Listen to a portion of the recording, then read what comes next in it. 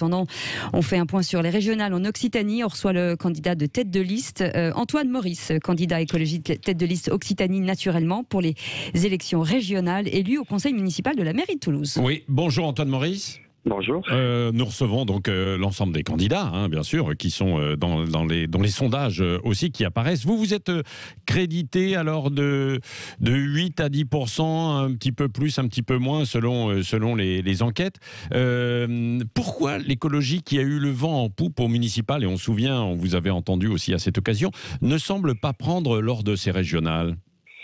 Écoutez, moi je me fie pas aux sondages d'abord parce que on le sait, on l'a vu dans l'histoire, les sondages parfois se trompent. À une semaine du scrutin, au moment des européennes, les écologistes... Non mais c'est une photo, c'est une photo quoi. C'est une photo, mais au moment des européennes, par exemple, les écologistes étaient crédités à une semaine à 8% et ont fait au final 13,5%. Donc moi, ce qui m'importe, c'est aussi le sondage de la rue, des villes et villages où nous allons. Et il y a quand même une très forte attente aujourd'hui de l'écologie.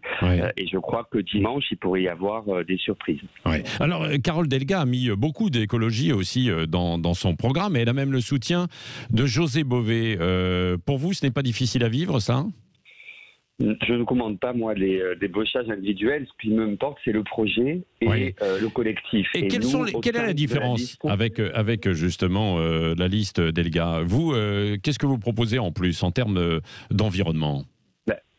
La différence, c'est que justement, Carole Delga a un projet socialiste, moi j'ai un projet écologiste qui vise à ne pas faire l'écologie une politique parmi d'autres, mais bien la matrice de toutes les politiques publiques. Parce qu'aujourd'hui, on a besoin que toutes les politiques régionales soient en fonction de leur impact positif ou neutre sur le climat, pour la justice sociale, et c'est ça le sens de notre projet. Ouais. Vous revendiquez d'une écologie qui protège, parce qu'on parle beaucoup d'écologie punitive.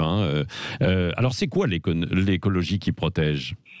La punition aujourd'hui, c'est l'absence d'écologie. On le voit dans tous les domaines. Ouais. L'écologie qui protège, c'est par exemple pour notre santé, agir enfin sur la santé environnementale, c'est-à-dire comment on prévient en termes de mobilité, en termes d'agriculture. Nous avons les moyens d'améliorer la qualité de l'air, d'améliorer les sols et l'eau qui permettent d'avoir une alimentation saine, et tout cela contribue à améliorer notre santé. L'écologie qui protège, c'est pour nos emplois, ne pas regarder le désastre économique annoncé se dérouler en ne pariant que sur une hypothétique technologie qui s'améliore, mais d'anticiper en préservant les compétences d'aujourd'hui pour voir, par exemple, dans nos industries automobiles et aéronautiques, comment ces compétences aujourd'hui pourraient aussi servir à produire des trains, des vélos, du matériel médical dans l'industrie de la santé.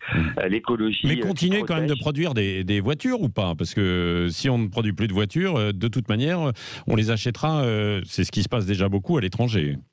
La question, c'est pas d'arrêter de produire des voitures, c'est d'amener des nouvelles solutions aussi pour sortir de la contrainte de la voiture individuelle. Aujourd'hui, la voiture individuelle, ça n'a pas qu'un coût écologique de pollution et d'émissions de gaz à effet de serre, c'est aussi une contrainte économique. Cela coûte cher aujourd'hui et tout le monde n'a pas les moyens d'avoir une voiture individuelle. Donc les solutions, c'est aussi la diversification de toutes les alternatives, voitures en commun, train, bus, vélo.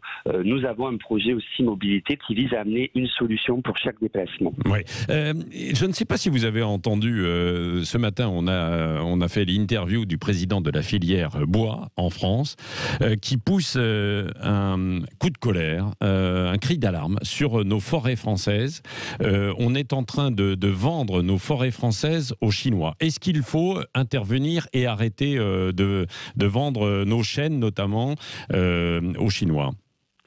Bien sûr, et il faut justement avoir enfin une véritable politique pour nos forêts, pour trouver justement une gestion durable. Et la forêt pyrénéenne est aussi potentiellement en danger par des projets comme celui de Lannemezan, d'une industrie qui veut venir surexploiter aujourd'hui la forêt pyrénéenne en promettant d'hypothétiques emplois dont on sait très bien que c'est encore une opération financière qui détruirait notre patrimoine commun sans créer de nouveaux emplois. Nous avons des scieries locales, nous voulons nous appuyer sur les scieries locales, les faire travailler ensemble. Elles sont en train de fermer, vous avez entendu, c'est ce qu'il nous disait. Il disait, comme on vend, en fait, on ne pourra plus les utiliser, c'est-à-dire que tout part là-bas, mais que faire alors ? Parce que l'Europe regarde, mais sans intervenir, quoi.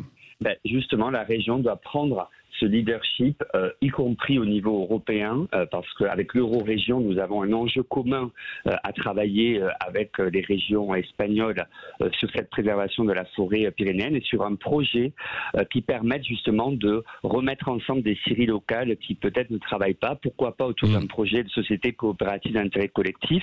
La région, en tout cas, peut prendre le lead et de jouer son rôle de région stratège aussi, qui agit pour préserver nos communs. Ouais. Au second tour, est-ce que vous vous maintiendrez quoi qu'il en soit ou il y aura un accord avec Carole Delga ? Je l'ai dit, je crois que c'est la clarté qui rassemble et l'ambiguïté qui divise. Les régionales, c'est un scrutin à 2 tours. Le premier tour, c'est bien le choix du projet. Oui. Et nous proposons un projet écologiste parce que nous pensons qu'il est le plus à même aujourd'hui de répondre aux enjeux. Et on le voit à l'actualité avec la canicule, tous les phénomènes climatiques, il y a urgence à agir. Le deuxième tour, ce sera le temps, effectivement, de faire en sorte de faire barrage à l'extrême droite. Je ne banalise pas l'extrême droite et de rassembler, du coup, les forces avec lesquelles nous pouvons construire une majorité claire. Et moi, je l'ai dit, j'appellerai à rassembler les listes de l'Arc humaniste, de la France insoumise, du Parti socialiste. Mais ma conviction, c'est que c'est le projet de l'écologie qui sera le plus à même de rassembler cet Arc humaniste au deuxième tour. Merci beaucoup, Antoine Maurice, candidat écologiste, tête de liste, donc Occitanie naturellement. On posera cette question aussi justement à Carole Delga, qui sera notre invitée jeudi matin.